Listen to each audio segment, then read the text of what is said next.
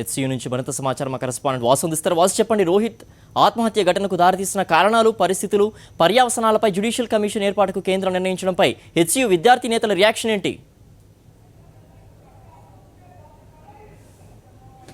Hyderabad central యూనివర్సిటీలో విద్యార్థుల ఏదైతే ఆందోళన యథావిధిగా కొనసాగుతుంది. కొద్దిసేపటి క్రితమే దేశ ప్రధాని నరేంద్ర మోడీ కూడా మాట్లాడుతూ ప్రశాంత్ చనిపోవడం చాలా బాధాకరం, ఒక మంచి విద్యార్థిని భారతదేశం కోల్పోయిందని వ్యాఖ్యానించారు. కానీ విద్యార్థులు ఏమాత్రం ప్రధాని రెస్పాండ్ అయిందని, కానీ ప్రధాని వ్యాఖ్యలను వాళ్ళు ముసలి కన్నీరుగా మాత్రమే వ్యాఖ్యానిస్తున్నారు. ఇక ఏదైతే జ్యుడిషియల్ ఎంక్వైరీకి ఏదైతే హెచ్ఆర్డీ మినిస్ట్రీ ఆదేశాలు జారీ చేసిందో అది కూడా దాన్ని అంగీకరించలేదు. ఎందుకంటే ఎవరైతే కారణమైన వారు పదవుల్లో కొనసాగుతూ జ్యుడిషియల్ ఎంక్వైరీకి ఆదేశించి కమిటీలు వేయడం, ఎందుకంటే ఖచ్చితంగా ఈ యొక్క ఎంక్వైరీని తప్పుదో పట్టించేటువంటి అవకాశం ఉంటుందంటున్నారు. మొత్తం మీద మనతో పాటు మాట్లాడడానికి జేఏసీ సంఘాల నాయకుడు ఉన్నారు.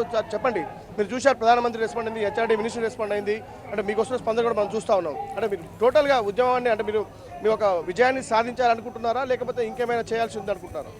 ఈ రోజుకు కనీసం నరేంద్ర మోదీ గారు స్పందించారు. 20 రోజుల నుంచి మేము ఇక్కడ చలిలో పండుకొని మా విద్యార్థులు ఇక్కడ కూర్చుంటా ఉంటే ఇలా ముసలి కన్నీరు గారుస్తూ ఉన్నారు నరేంద్ర మోదీ గారు. మీరు ఈ దేశంలోని యువత గొప్పవాళ్ళు కావాలి, ఈ దేశ యువతే పునాది అని మాట్లాడుతున్న వాళ్లకు 20 రోజుల నుంచి యువత కనిపించలేదా? ఇవాళ ముసలి కన్నీరు గారుస్తూ ఉన్నారు. ఈ రాజకీయం యొక్క ఆటలు మా జీవితాలతో ఆడకండి దయచేసి. ఇవాటికి మా రోహిత్ వేముల చనిపోయి 5 రోజులైంది. మేము ఇంత బాధపడతా ఉంటే, దేశం మొత్తం అట్టుడుకుతా ఉంటే, ఈ రోజు నువ్వు మీటింగ్లో ముసలి కన్నీరు గారుస్తా ఉన్నావు. నువ్వు ముసలి కన్నీరు కాల్చడం కాదు, మా డిమాండ్స్ ఉన్నాయి. ఎవరైతే రోహిత్ వేముల చావుకు కారణమయ్యారో వాళ్ళని వెంటనే కేసులు వేసి వాళ్ళ వెంటనే సస్పెండ్ చేయమని డిమాండ్ చెప్తా ఉంటే నాకు బాధ అవుతా ఉంది, కన్నీళ్లు గారుస్తూ ఉంది. నేను అసలు తల్లికి కోల్పోయిందని ఈ ముచ్చట్లు చెప్పి మమ్మల్ని మా ఉద్యమాన్ని నీరు కార్చే ప్రయత్నం చేయకండి. దొంగ అనేవాడు దొంగ అరిచినట్టు మీరు దయచేసి ఈ నాటకాలు మా దగ్గర వద్దు. క్లియర్గా మా డిమాండ్స్ నెరవేరేంత వరకు మా పోరాటం కొనసాగుతుంది. సుబ్రహ్మణ్యం ఒకవైపు నరేంద్ర మోదీ గారు కన్నీళ్లు గారుస్తున్నాయి, అక్కడ సుబ్రహ్మణ్యం గారు హెచ్సిలో ఉద్యమం చేస్తున్న విద్యార్థులందరూ కుక్కలని మాట్లాడుతూ ఉన్నారు. ఇక్కడ బండారు దత్తాత్రేయ గారు నాకు ఆ లెటర్కి సంబంధం లేదంటారు. స్మృతి ఇరానీ గారు మేము చిన్న పనిష్మెంట్ ఇచ్చా అంటారు. ఇప్పుడే రోహిత్ వేముల తల్లికి ఫోన్ చేసి స్మృతి ఇరానీ గారు ఒక మాట అన్నారు, అమ్మ నేను కనుక ఖచ్చితంగా తప్పుంటే తీస్తా అన్నారు. నువ్వు తీసేది కాదు స్మృతి ఇరానీ, నిన్ను తొలగించాలనేది మా డిమాండ్ ఉన్నది. నిన్ను ఈ వైస్ ఛాన్సలర్ని అందరినీ తొలగించేంత వరకు మా పోరాటం లేదు. రోజు ఏదో మాకు మేము ఉద్యమం చేస్తా అంటే ఉద్యమాన్ని నీరు కార్చడానికి ఇప్పుడు ఒక 8 లక్షలు ప్రకటిస్తా ఉన్నాం. నిన్న కొన్ని ఒక కండిషనల్గా ఈరోజు మేము రివోక్ చేస్తా ఉన్నాం, సస్పెన్షన్ తీసేస్తా ఉన్నామని ఈ ముసలి కన్నీరులతో మేము ఆగం.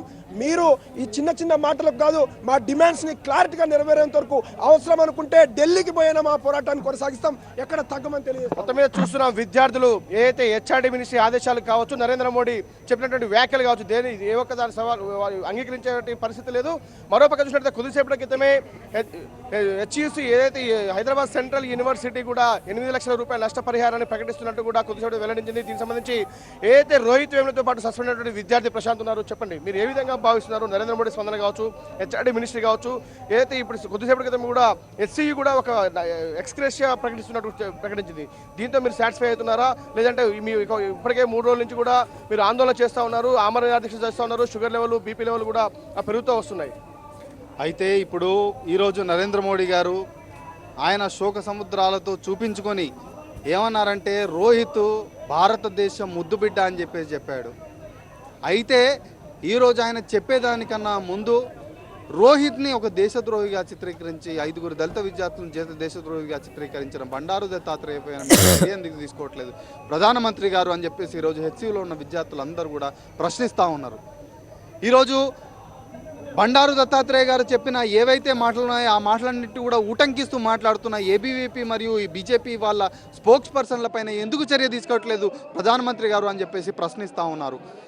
ఈరోజు 18 తారీఖు నాడు రోహిత్ వేముల ఏదైతే వీసీకి బాధతో ఈ దేశంలో ఈ యూనివర్సిటీలో దళితులపై జరుగుతున్న దాడులకై మీరు ఒక ఉరితాడు ఇవ్వండి, లేకపోతే సోడియం అజిడైడ్ ఇవ్వండి అని, పాయిజన్ ఇవ్వండి అని చెప్పేసి రాసిన లేఖకు స్పందించిన వైస్ ఛాన్సలర్ని ఎందుకు తొలగించట్లేదని చెప్పేసి విద్యార్థులు అడుగుతా ఉన్నారు. కానీ ఈరోజు మోసలి కన్నీరును విద్యార్థులు కోరుకోవట్లేదని చెప్పేసి విద్యార్థులు చెప్తా ఉన్నారు. చెప్పండి, ప్రధానంగా చూసాం అంటే హెచ్ఆర్డీ మినిస్ట్రీ కూడా జ్యుడిషియల్ ఎంక్వైరీకి ఆదేశించింది, కానీ మీరు ఆ ఎంక్వైరీని కూడా నమ్మే పరిస్థితి లేదని చెప్తున్నారు. కానీ జేఏసీ ఉద్యమం రేపటి నుంచి కూడా మీ విద్యార్థుల ఆందోళన ఇప్పటికే 3 రోజుల నుంచి కూడా ఆమరణ నిరాదీక్ష కొనసాగుతుంది. వాళ్ళ బీపీ లెవెల్ పెరిగిపోతుంది, షుగర్ లెవెల్ తగ్గిపోతుంది చెప్తున్నారు. కానీ ఏ విధంగా ఉండబోతుంది రేపటి నుంచి ఉద్యమం? జేఏసీ కార్యాచరణ రూపొందించుకుంటా ఉంది, రేపటి నుంచి ఉధృతం చేసేదానికి రెడీగా ఉన్నారు. ఈవెన్ ఇంకా వీలైతే ఈరోజు భారతీయ జనతా పార్టీ ఏ విధంగానైతే యూనివర్సిటీలోకి అడుగు పెడుతుందో ఈరోజు విద్యార్థులంతా కూడా ఊర్లోకి వెళ్ళి వీలైతే ఈ వాడకెళ్ళేసి తల్లిదండ్రుల కాళ్ళు పట్టుకున్నాయని చెప్పేసి తల్లిదండ్రులను చెప్పుకొని చెప్పేసి ఈ భారతీయ జనతా పార్టీ ఎట్లాగా విద్యార్థులపైన తన కసి ప్రతాపం చూపిస్తూ ఉంది, ఎలాగ విద్యార్థులని ఇలా అనగదొక్కడానికి ప్రయత్నిస్తూ ఉంది అన్న దానిపైన తీవ్ర ప్రచారం ప్రధాన డిమాండ్స్ చివరిసారిగా కూడా ఇప్పటికే ప్రధాని రెస్పాండ్ కావడం జరిగింది, జ్యుడిషియల్ ఎంక్వైరీకి ఆదేశించారు. కానీ ప్రధానంగా చివరిగా మీ డిమాండ్స్ ఏంటి? అసలు మీ డిమాండ్స్ ఏ డిమాండ్స్ పరిశీలిస్తే తప్ప మీరు ఈ యొక్క ఆందోళన విరమించే అవకాశం ఉంది? అయితే ఈరోజు దత్తాత్రేయ గారు ఏ విధంగానైతే లెటర్ రాశారో ఆ లెటర్ రాసిన దాన్ని దానిపై ఆయనపైన ఖచ్చితంగా చర్య తీసుకోవాలి. అదేవిధంగా ఎఫ్ఐఆర్ 5గురిపై నమోదైంది. ఆ 5గురిలో వీసీ అప్పారావు గారు ఉన్నారు, రామచంద్రరావు గారు ఉన్నారు, అదేవిధంగా దత్తాత్రేయ గారు ఉన్నారు. వాళ్ళపైన కూడా ఎఫ్ఐఆర్కి అనుగుణంగా చర్యలు కూడా తీసుకోవాల్సిందిగా మేము ప్రభుత్వాన్ని, జాయింట్ యాక్షన్ కమిటీ స్టూడెంట్స్ అందరూ కూడా డిమాండ్ చేస్తూ ఉన్నారు.